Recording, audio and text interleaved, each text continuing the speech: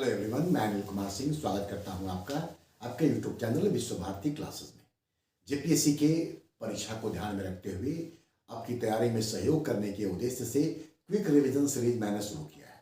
इसके पहले मैंने झारखंड से जुड़ा हुआ 50 क्वेश्चन आप तक पहुंचाने का काम किया है, जहां सिर्फ आपको सीधे तौर पर आंसर ही बताने का मैंने काम किया था। आज उसी क्रम में मध्यकालीन भारत के इतिहास से 50 क्वेश्चन हम आपके सामने लेकर के आ रहे हैं।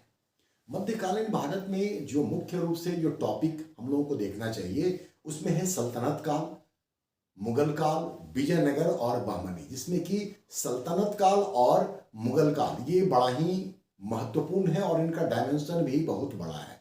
उन्हीं में से कुछ चुन करके मैंने आपके लिए 50 क्वेश्चन लाने का काम किया है।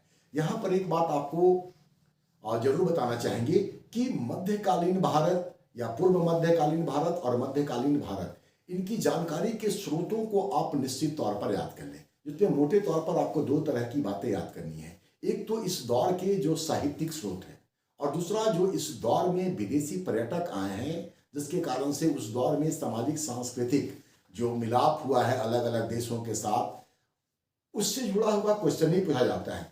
तो सबसे पहले आप उन साहित्यों को याद कर ले, उन पर्यटकों को याद कर ले जो इस दौर में आए हैं। तो कब आए हैं, कहाँ से आए हैं, किसके दरबार में आए हैं, और अगर उनका कोई खास कंट्रीब्यूशन है तो उसको भी आप जरूर याद करके रखने का काम करें। उन्हीं में से कुछ महत्वपूर्ण चीजों को उठा करके मैंने 50 क्वेश्चन बनाया है और आप तक पहुंचाने का हम काम कर रहे हैं। मध्यकाल में सूफिज्म और भक्ति आंदोलन भी आता है। कुछ क्वेश्चन आपको वहां से भी देखने को मिलेगा, क्योंकि आमतौर पर हम लोग सूफिज्म और भक्ति काल को छोड़ देते हैं या इग्नोर कर देते हैं, लेकिन मैंने उसको भी टच करने का प्रयास किया है। आप इसको देखिए, एक बार आपको ये लगेगा कि सारा क्वेश्चन आपने निश्चित तौर पे पहले कहीं ना कहीं देखा है। हो सकता है उसमें से कुछ चीजें आप भूल रहे हैं, अगर भूलेंगे तो वो रिकॉल होगा। वीडियो को आप पूरा देख लीजिए। 50 क्वेश्चन है, हार्डली 15 से 20 मिनट का वक्त देना है और 50 क्वेश्चन आपका रिवाइज होने का काम हो जाएगा। चलिए हम लोग क्वेश्चन को देखते हैं और आपकी प्रतिक्रिया का मुझे इंतजार रहेगा।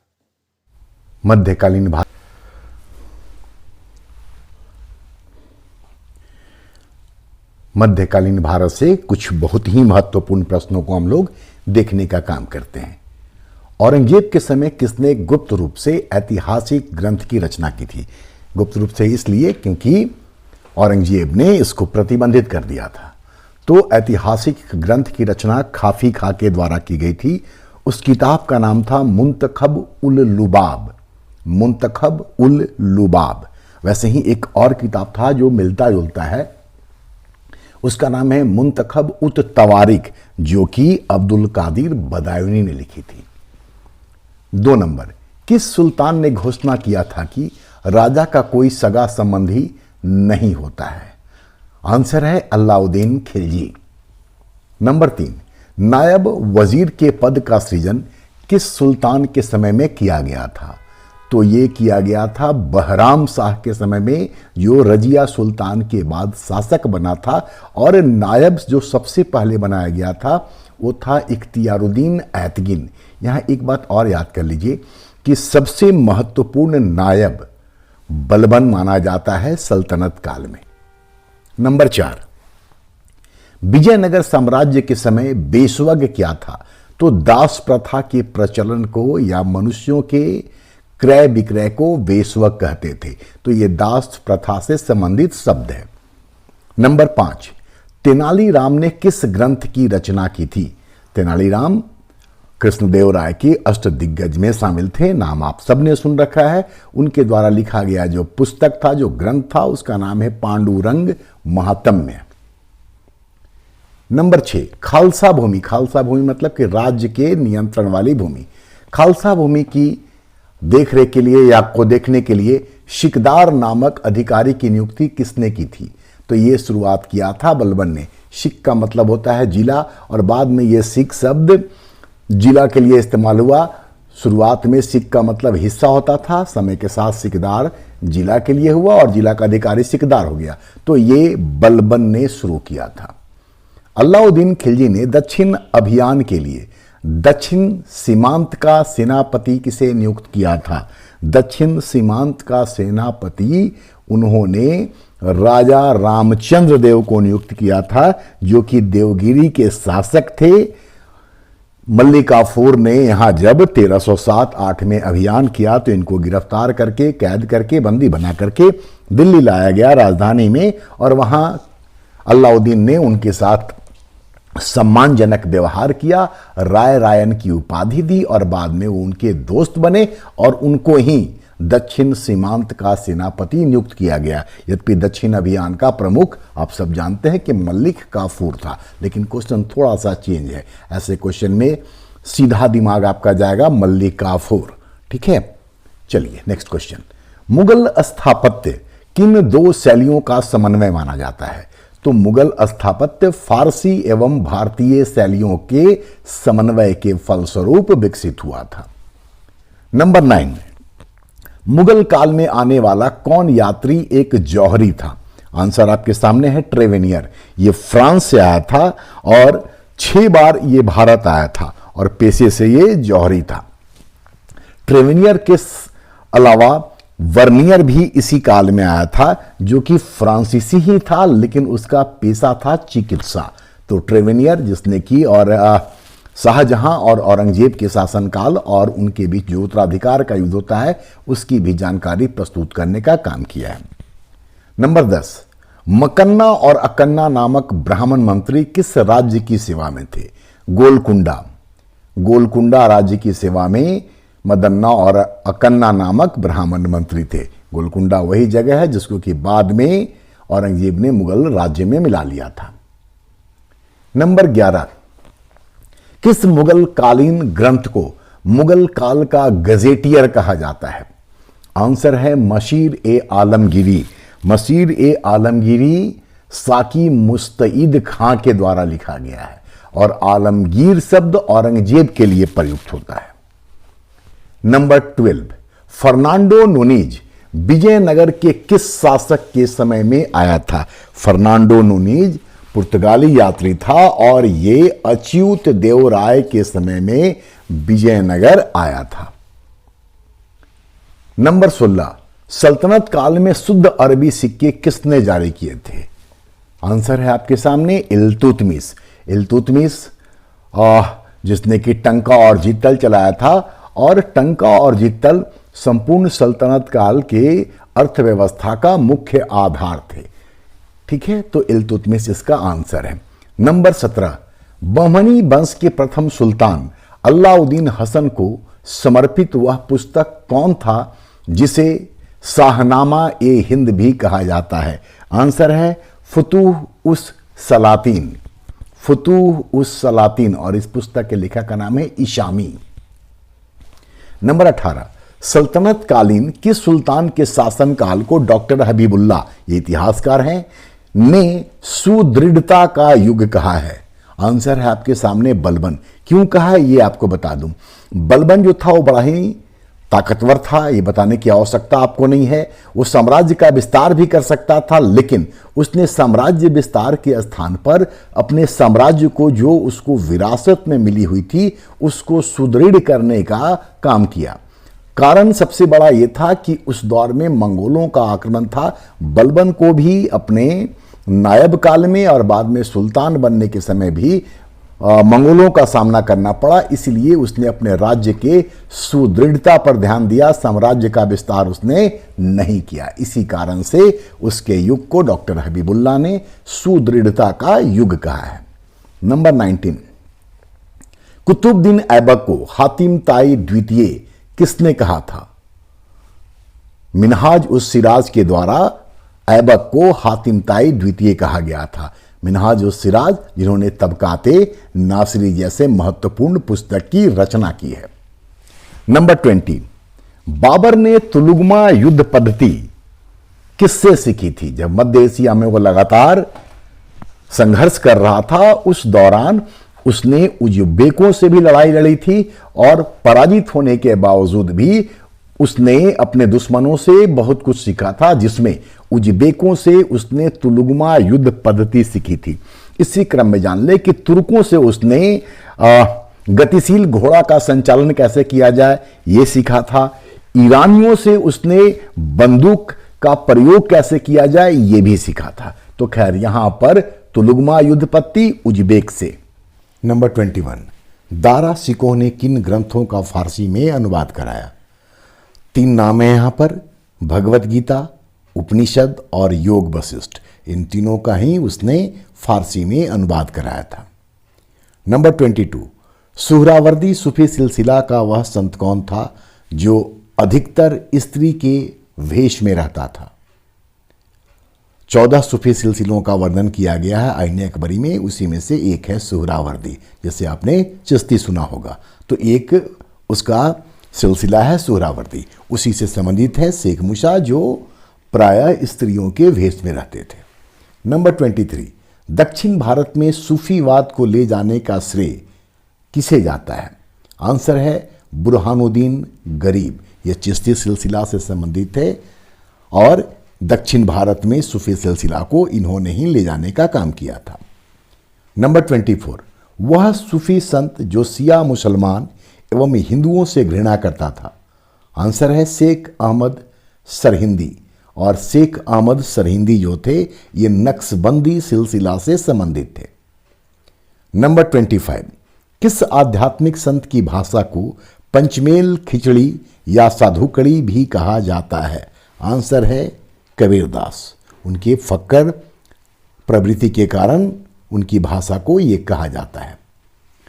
26, किस शासक के समय कांधार हमेशा के लिए मुगलों के हाथ से निकल गया था? तो आंसर है शाहजहां। शाहजहां के समय में कांधार पर 3 बार अभियान किए गए और इस अभियान में लगभग 2 करोड़ रुपया खर्च किया गया था, लेकिन नतीजा कुछ भी नहीं निकला। एक और मुगलों की बदनामी हुई और कांधार हमेशा के लिए मुगलों के हाथ से निकल गया। नंबर 27, उत्तराधिकार युद्ध में किस लड़ाई के बाद औरंगजेब ने फतेहाबाद नगर बसाया था?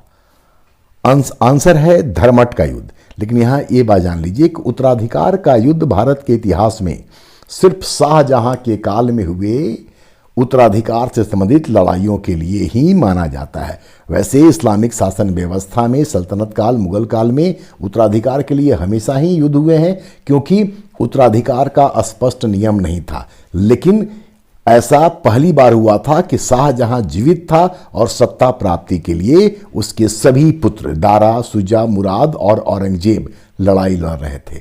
5 लड़ाइयां लड़ी गई थीं, जिसका क्रम इस प्रकार से है: बहादुरपुर का युद्ध, धर्मट का युद्ध, सामूगढ़ का युद्ध, खजावा का युद्ध और देवराई का युद्ध।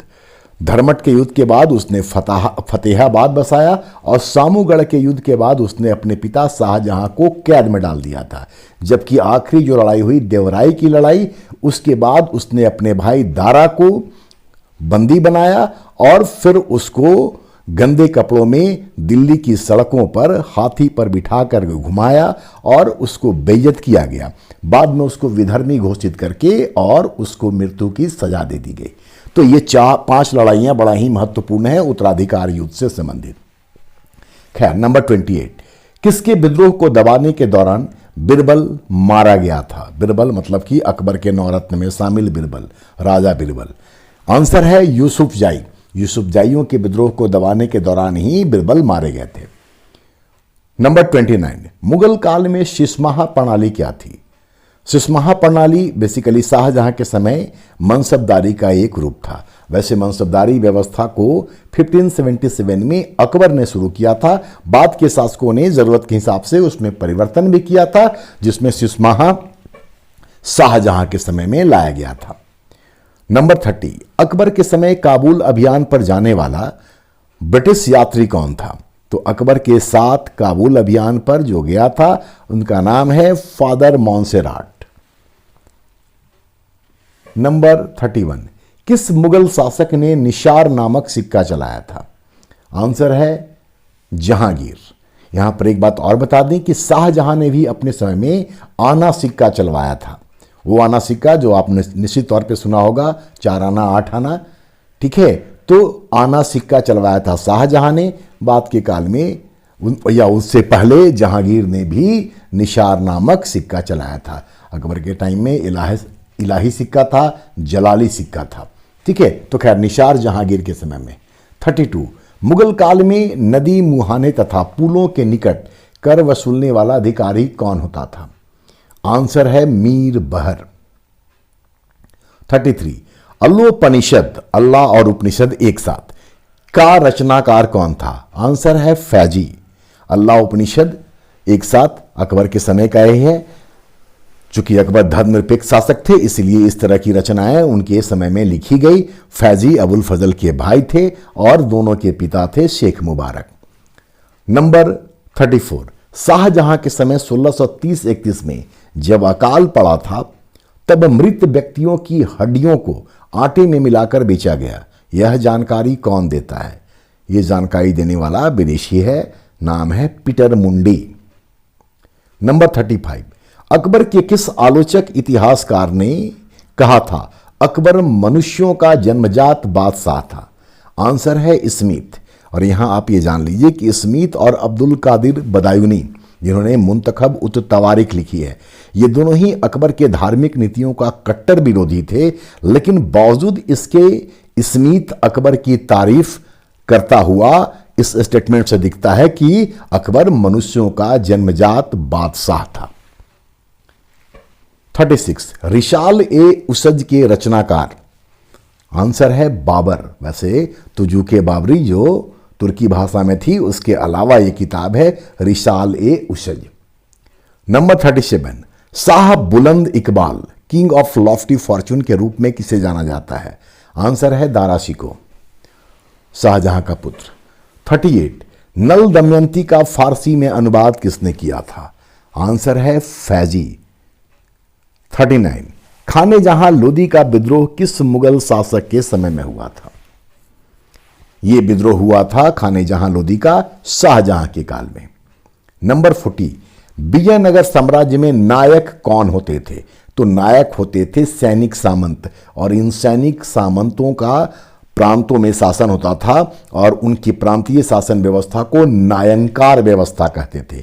नायंकार दो शब्दों के मिल से बना हुआ है, नायक और अमरम, मतलब कि सैनिक सामंत जिनको कि अमरम नामक भूमि दी जाती थी वेतन के बदले में, तो ये प्रांतों में शासन करते थे। नंबर 41, किस मुगल कालीन स्थापत्य में पहली बार पियत्रा दुरा का प्रयोग किया गया था? पियत्रा दुरा का मतलब संगमरमर के ऊपर सोने, चांदी और हीरे जवाहरात की नक्काशी, मतलब कि संगमरमर पर हीरे जवाहरात की नक्काशी को पियत्रा दुरा कहते हैं। सबसे पहले इत्मादुद्दौला के मकबरा में इसका प्रयोग किया गया। इत्मादुद्दौला नूरजहां के पिता थे और इनका वास्तविक नाम था गियास बेग। ये मकबरा आगरा में है। 42, औरंगजेब के समय सर्वप्रथम विद्रोह किसके द्वारा किया गया था? तो यह विद्रोह हुआ था सबसे पहले जाटों के द्वारा, और जाटों का नेता था गोकुल। औरंगजेब के धार्मिक नीतियों के खिलाफ बहुत विद्रोह हुए हैं, लेकिन सबसे पहले विद्रोह हुआ जाटों का, और यह विद्रोह हुआ था गोकुल के नेतृत्व में। 43, किला ए कुहना मस्जिद का निर्माण किसने करवाया था? तो ये करवाया था शेर शाह ने, और ये किला ए कुहना मस्जिद का निर्माण वहीं कराया गया जहां की 1533 में हुमायूं ने तुगलक माफ कीजिएगा दीने पनाह की स्थापना की थी। वहीं पर बाद में किला ए कुहना मस्जिद का निर्माण भी कराया गया। नंबर 44, सर्वप्रथम विजयनगर के किस शासक के द्वारा सेना में मुसलमानों की भर्ती की गई? आंसर है देवराय सेकंड। सुनकर के ही ये इंपॉर्टेंट लगता है। 45, विजयनगर साम्राज्य के अंतर्गत आयंगार व्यवस्था या आयंगर व्यवस्था किससे संबंधित थी? अभी नायंकार व्यवस्था बताया कि प्रांतीय शासन से, ये आयंगार व्यवस्था ग्रामीण प्रशासन से संबंधित है। इसके तहत गांव के 12 लोगों का एक समूह होता था जो सामूहिक रूप से आयंगर कहलाते थे, और गांव के भूमि पर उनका ही पूरी तरीके से नियंत्रण होता था। 46, ईरान के पौराणिक राजवंश अफरासियाओं का वर्णन किस पुस्तक में मिलता है? आंसर है शाहनामा। शाहनामा के लेखक फिरदौसी हैं, और इस अफरासियाओं वंश से ही बलबन अपना संबंध जोड़ता था। 47, दक्षिण भारत अभियान में मल्लिक काफूर को किस स्थान से सबसे अधिक धन की प्राप्ति हुई थी? तो सबसे अधिक उसको धन की प्राप्ति हुई थी मदुरा या फिर माबर से। 48 वजारत। दीवाने वजारत आपने सुना होगा, सल्तनत काल का सबसे प्रमुख विभाग जिसके अंडर में ही अन्य विभाग भी काम करते थे। इस दीवाने वजारत का प्रमुख वजीर होता था। तो वजारत या वजीर के पद का चरमोत्कर्ष काल किस सुल्तान के समय में था? तो यह फिरोज शाह तुगलक के समय में अपने चरमोत्कर्ष पर था। और फिरोज शाह तुगलक का जो वजीर था उसका नाम था खाने जहां मकबूल तिलंगानी। नंबर 49 फक्र ए मुदब्बिर और हसन निजामी जैसे विद्वान किस सुल्तान के दरबार में थे? आंसर है कुतुबुद्दीन ऐबक। और लास्ट क्वेश्चन, शेर शाह के प्रशासन में सिकदार ए सिकदारा क्या होता था? तो सिकदार ए सिकदारा सैन्य अधिकारी था। इसी तरह का एक अधिकारी और था जो न्याय अधिकारी था, उसका नाम था मुंसिफ ए मुंसिफा। तो ये मध्यकालीन भारत से मैंने 50 क्वेश्चन आपके रिवीजन के लिए आपके सामने रखा। आप यकीन माने ये सारे क्वेश्चन बड़ा ही महत्वपूर्ण है। आपको देख करके भी इस बात का एहसास हो रहा होगा। ये और बात है कि क्वेश्चन आएगा या नहीं आएगा ये तो कोई नहीं जानता है, लेकिन ये एक आधार जरूर आपके लिए है कि इस तरह के क्वेश्चन को आपको पढ़ते वक्त ध्यान रखना है। आने वाले दिन में इस तरह से आपकी प्रतिक्रिया के अनुरूप हम और भी वीडियो लेकर के आएंगे, अन्य विषयों पर भी लेकर के आएंगे। इतिहास चूंकि बड़ा विषय है, अभी तो मिडिएवल लिए हैं, मिडिएवल से और क्वेश्चन हम लेकर के आएंगे, एंशिएंट और आधुनिक भारत से भी आपके लिए क्वेश्चन लेकर के हम निश्चित तौर पर आएंगे, बशर्ते कि आप इसको पूरा देखें और अपनी प्रतिक्रिया मुझ तक पहुंचाने का काम करें। वीडियो अगर अच्छा लगा हो तो अपने दोस्तों के साथ जरूर शेयर कीजिए और वीडियो को लाइक करना बिल्कुल भी मत भूलिए। चलिए मिलते हैं अगले वीडियो में।